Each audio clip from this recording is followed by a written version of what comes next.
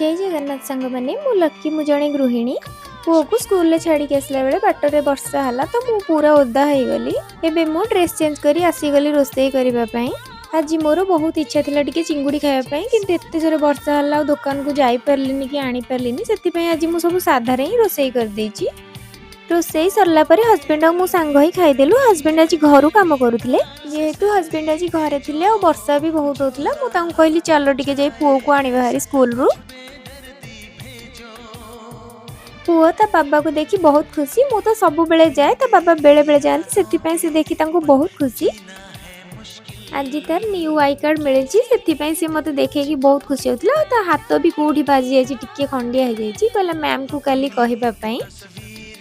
इटी मते पचारची खाइबारे कौन है मु कहली मु चिंगुड़ी करनी कहला मु अंडा खाइबी तो ये हस्बैंड आसला पर घर कहली टिके अंडा कर दियो।